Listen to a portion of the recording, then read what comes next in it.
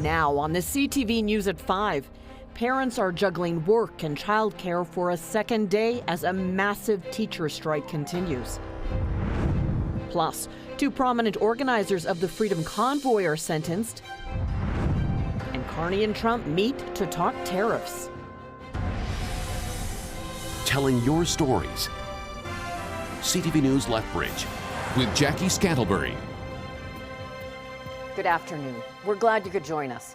No progress has been reported in talks between teachers and the provincial government. 51,000 teachers remain off the job on day 2 of their strike. It's the largest labor walkout in Alberta history. It affects 740,000 students. No bargaining is happening, only exploratory talks. We asked the Teachers Association president and the premier about the way forward. Exploratory talks are part of the bargaining process. It's not unusual to see something like this happen at a bargaining table, especially where there's a lot of contention. There's a lot of contentious issues. There's obviously, because we're on strike and then we'll be locked out later on this week. There's a lot of bad feelings between, potentially with bargainers. Have you ruled out back to work legislation completely? Don't have to. We'll see how it goes. I'm really hopeful that they'll actually come back to the table with something that we think we can address to get a negotiated settlement. That would be the preference. Alberta teachers do not receive strike pay. Meanwhile, a new citizen-initiated petition application has been approved by the province. The proposed referendum question is, should the government of Alberta end its current practice of allocating public funds to accredited and independent private schools? Organizers must now try to get about 178,000 signatures to force a referendum. The ongoing teacher strike has many parents looking at other options. At least one local education centre has seen plenty of more calls. Kumon of Lethbridge noticed more parents calling about their programs in the lead up to the strike. Even now, with the strike ongoing, parents are hoping to get their kids assessed and into the educational program. Staff are working to get as many students as possible into programming. While it doesn't replace school, Kumon instructors feel they can help students not fall behind. For us, I think we develop that life skill as well. There are lots of mental calculation involved when they come to these centers. There are lots of work discipline that we need to maintain for the children to sit down for 30 minutes, complete a task within that 30 minutes, things like that. Kumon is available for students from preschool through to grade 12. While schools are closed, that also means school sports are currently paused, and that's causing frustrations for athletes who are being looked at for their sports. Sports like football, volleyball, and cross country have been forced to abruptly pause their seasons. There are also concerns about the impact on athletes looking to play at the post-secondary level. The University of Lethbridge says the strike is currently having a minimal effect on recruiting, but that doesn't stop it from being a difficult time for athletes. But it is a little early. Majority of soccer is club around the province, so we'll wait to see if it does extend. The next real sport that'll be impacted on the varsity side is basketball. And having to pay like a fee to play these sports and then having them shut down early is ridiculous. Yeah, it's sad what's happening right now and like our future and all that, like in sports in general. I love sports. Cross-country provincials will be cancelled if the strike is not resolved by October 12th. Football has until November 4th before its provincials would be cancelled.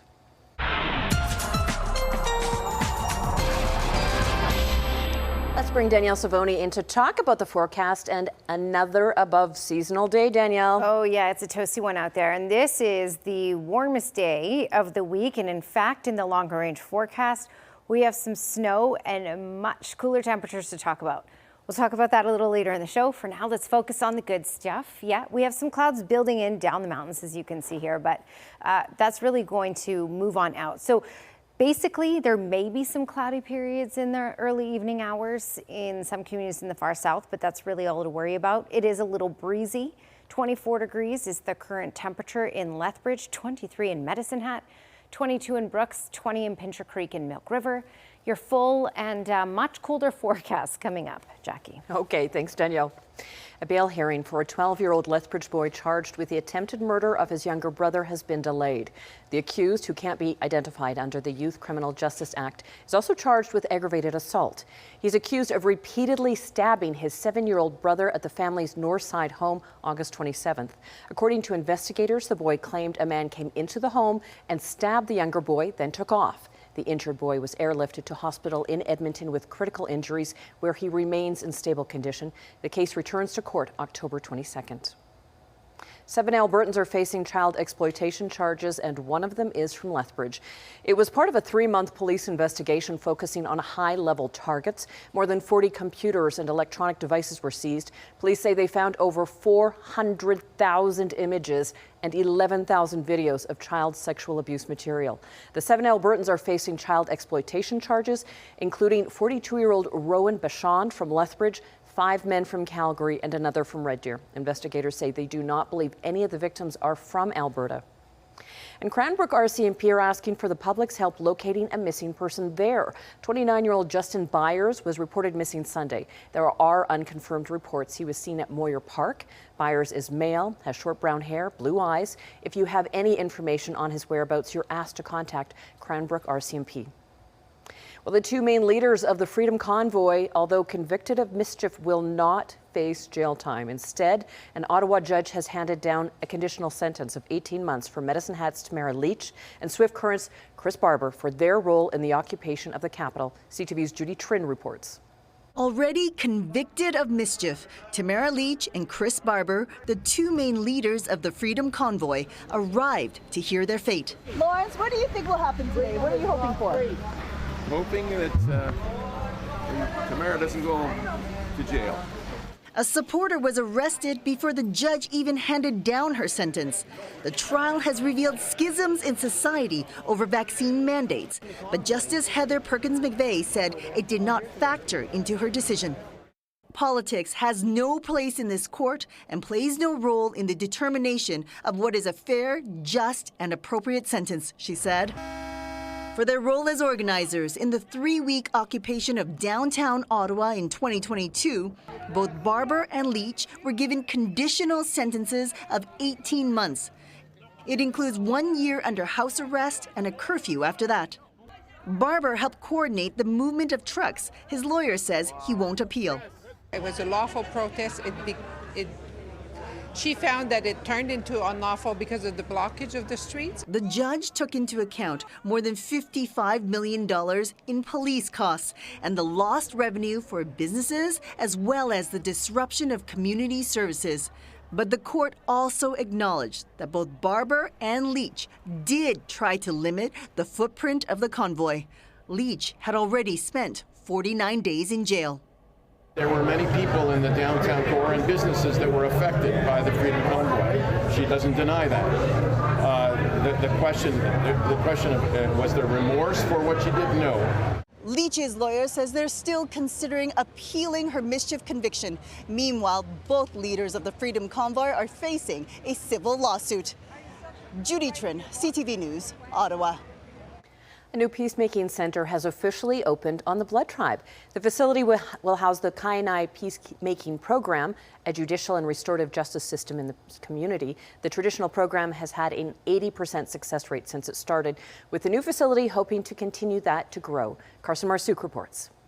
Inside the new Peacemaking Center in Standoff lies an opportunity for those going through the justice system to be rehabilitated and reintegrated into the community rather than serving jail time. We use like I said, our traditional knowledge keepers to intervene and find some sort of peace and harmony. You know, very often the case with the judicial system, there's a winner and a loser, and justice is not really dispensed. So in this case, you know, the whole ideal is to restore harmony in the community. Operating inside the center will be the Kainai Peacemaking Program, which began in 2009. The initiative is based on traditional Blackfoot peacemaking traditions and protocols to help reduce incarceration. They will have an opportunity to think about some of the I'd hate to say some of the crimes that they committed, but some of the minor offenses, and that they can rehabilitate themselves. They can turn their lives around. Between 2022 and 2023, 33% of admissions to federal custody was Indigenous adults, with Indigenous women representing 49% of female admissions. During that same time period, Indigenous adults made up 30% of admissions to provincial correction services, despite accounting for only 4% of the adult population in Canada. Some of those going through the justice system will have the option to take part in the peacemaking program. When clients do come in, they'll be in a more relaxed setting, a more inviting setting, and that will go towards resolving a lot of the issues in a non-confrontational way.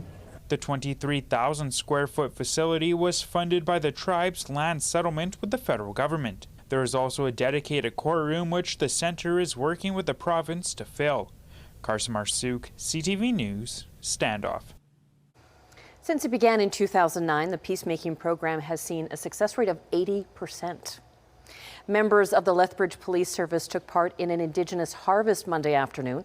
Earlier this year, LPS installed multiple rooftop garden boxes to grow medicinal plants, including tobacco, sage, mint, and sweetgrass.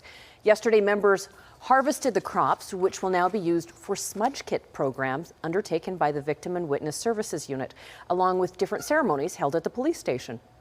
They've brought great peace to a lot of the people we've connected with. You see them and they'll take them to their heart, or, just a little bit of recognition that in the midst of that crisis, they're being seen and their ways are valued, and that we want to bring them wellness, whatever that might look like for them. For Lethbridge Police to be, engaging in these types of,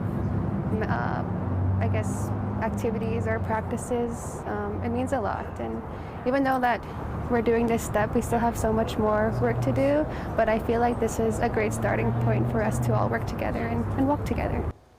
The plants will be reseeded in the spring to be harvested again next year. A meeting today between the Prime Minister and U.S. President, with tariffs topping the agenda for Canada. Things got off to a positive start. Mark Carney arrived at the White House this morning, where he was greeted by Donald Trump. The Canadian delegation then made its way to the Oval Office, Trump taking a more positive tone about the U.S. relationship with Canada. He says he wants Canada to do well, but points out there are natural conflicts between the two countries. Carney made sure to mention that Canada is the second largest trading partner of the U.S. and its largest foreign investor. There are areas where we compete, and it's in those areas where we have to come to an agreement that works. But there are more areas where we are stronger together, and that's what we're focused on. And we're going to get the right deal for America, right deal, obviously, from my perspective, for Canada. The free trade agreement between Canada, the U.S. and Mexico, that's up for renegotiation next year. Trump says tariffs won't go away completely. There is still no word, though, of an official deal between Canada and the U.S. Advanced voting in Lethbridge for the municipal election starts tomorrow. Residents can vote at two super hubs this election, the Lethbridge Trade and Convention Centre and the Corvan Ray YMCA, on October 8th, 9th, 10th, 11th, 15th, 16th, 17th and 18th from 10 a.m. to 8 p.m. Now, due to provincial government changes for greater election transparency, if you haven't already registered online to vote, you'll have to fill out paperwork at the voting station. Election day is October 20th. And tonight, the Lethbridge Public Library is hosting a Mayor's Election Forum. It's set for 6 p.m. at the main branch. The Chamber of Commerce is holding an all-candidates forum October 14th at the Yates Memorial Theatre. Registration to attend that event is required through the Chamber. Lethbridge County launching a new online platform to give residents, businesses and landowners a more convenient way to access information.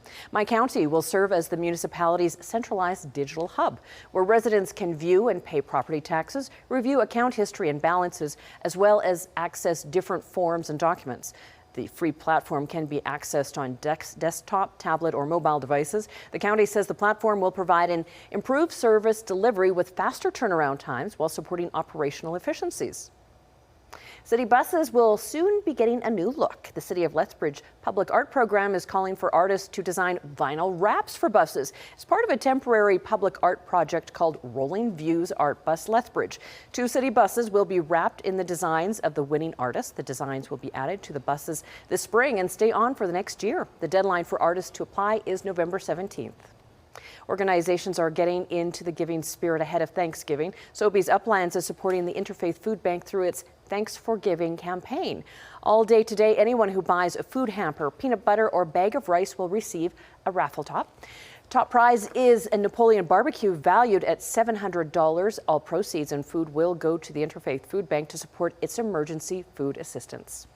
All right, we're going to find out more about this forecast from Danielle right after this break. Also, renewed calls for Albertans to get their measles vaccinations.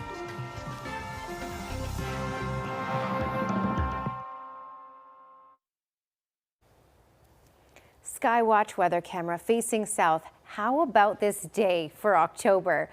Blue sky, sunshine, certainly some heat, well above normal for this time of year, into the 20s. A little breezy. We'll talk about that in a second, but also completely different weather pattern change by Thanksgiving weekend. 21 degrees is the high so far in Calgary, also in Toronto, and also in Halifax for today. Out east, Toronto through Fredericton, they were closer to that 30 mark yesterday, so not quite so today. We've have the same temperatures pretty much. All right, so when we look closer to home here, 19 in Pincher Creek, 18 in Banff. This is, pretty exceptional for this time of year. 23 in Brooks and Medicine Hat, 24 in Lethbridge. Yes, it was gusty today, 40 kilometers per hour just above that in Medicine Hat, around 35 in Lethbridge and 56 in Pincher Creek. This will all calm down for tomorrow. So today was supposed to be a little on that gusty side, but it's these winds out of the west and southwest, that's what carried our temperatures up today. So comes with the other, as we know. Okay, we've had some clouds starting to build down Highway 2, so some cloudy periods here and there certainly possible. Still a little bit on the breezy side for the next couple of hours before things die down for the night, and then tomorrow the winds will be a lot calmer. So we are under a ridge of high pressure in the far south, and we will be this entire work week. Fantastic. But then this trough, this big upper level trough, will hold out on the BC side through Friday, but this will move in for our Thanksgiving weekend, and that will change the game completely. We're going to struggle just to get to 3 degrees as a daytime high, and yes, wet snow is in that forecast. I'm going to play through for the rest of the work week. This is as far as this model will show you here, but basically there's nothing in the far south to worry about for the next few days. This is up until Friday. You can see what starts to approach on Friday, though. Longer range forecast in just a second here. 3 degrees overnight in the East Kootenay area. That does come with frost patches. 18 degrees is the high for tomorrow, with mainly sunny skies and some cloudy periods at times. Winds will still gust up to 60 kilometers per hour in Christmas Pass for the next couple of hours, and then quiet down in those overnight hours. A high of 15 for tomorrow, with mainly sunny skies, cloudy periods at times. 7 tonight, overnight in Medicine Hat, getting up to a high of 20. So still holding on to those 20s in the Medicine Hat area. For tomorrow, mainly sunny, again with some cloudy periods at times. All right, this is the longer range forecast. 18 degrees in Lethbridge for tomorrow, mainly sunny skies, and we hold on to a lot of sunshine and stability, and at least those teens for Thursday, mid-teens, and then almost 20 for Friday. Saturday, the clouds will increase throughout the day, and by Saturday night, we'll get some rain switching over to wet snow. As you can see, we'll dip below freezing Saturday night, and that wet snow will likely carry into Sunday morning. Sunday, just a high of 3. Monday, Thanksgiving Monday, just a high of 4, with rain and wet snow possible as well.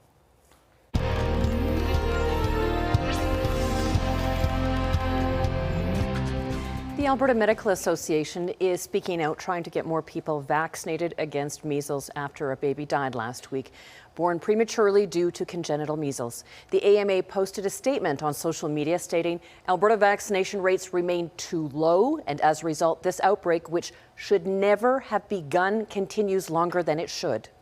Our hearts go out to the family, and nobody wants to ever see this type of thing, especially because it is preventable.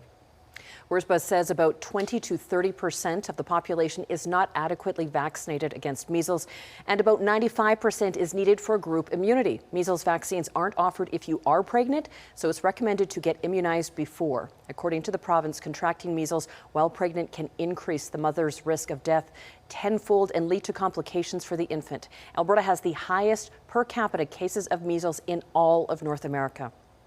Starting today, a new van will bring lung health testing to remote Alberta communities where access is often limited. A pulmonary function or breathing test can be booked with a referral from a healthcare provider at no cost to the patient. You can learn more at lungcheck.ca. Still ahead on the CTV News at 5, the Toronto Blue Jays will try to sweep the New York Yankees tonight. Sports is up next.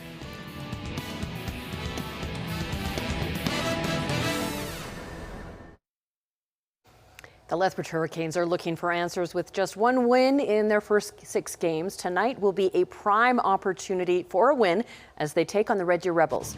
Both the Canes and Rebels have just one win so far this season. Red Deer's only win came against Lethbridge with a 4-2 win September 27th. The Canes and Rebels both currently sit outside of the playoff picture. Puck drop tonight is at 7. Now, the Canes will have a new face when they take the ice tonight. Yesterday afternoon, the team announced they had acquired forward Jack Toogood from the Edmonton Oil Kings. Lethbridge sent a 2028 8th-round draft pick in exchange for the 2007-born forward. In 5 games so far this season, Toogood has scored 2 goals. The Toronto Blue Jays can sweep the New York Yankees with a win in Game 3 of the American League Division Series tonight. But first, let's talk about that big Grand Slam home run by Vladimir Guerrero Jr. in Game 2. He hits this ball a long way to right. Back it goes. Back. Gone! The Blue Jays sharing this on Instagram. Junior and his dad are now the first father-son duo to hit Grand Slams in the MLB playoffs.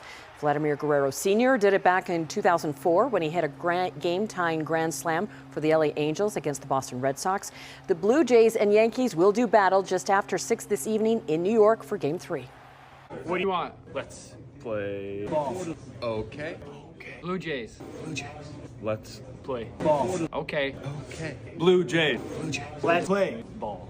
What do you want? Let's play ball. Okay. Blue Jays. Support is pouring in for the Jays, including from the Toronto Maple Leafs. The Leafs have been great supporters of the Jays so far this postseason, with a number of their players being spotted at Rogers Centre over the weekend cheering on the Blue Jays. Still ahead on the CTV News at 5, a very unconventional self-portrait that you have got to see to believe.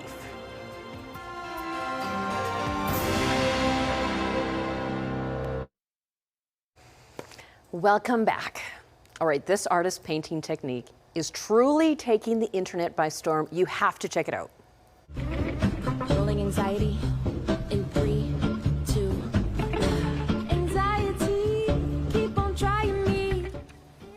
All right, so after he slathers the paint on his own face, he takes to the canvas and watch as he smears different colors onto the surface using just his hands. And when done, flips the finished product over and it is the perfect portrait.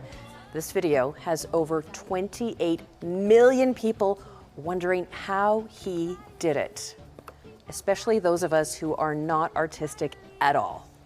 Wow, pretty incredible. Thank you for sharing this time with us. Now here's the early edition of the CTV National News.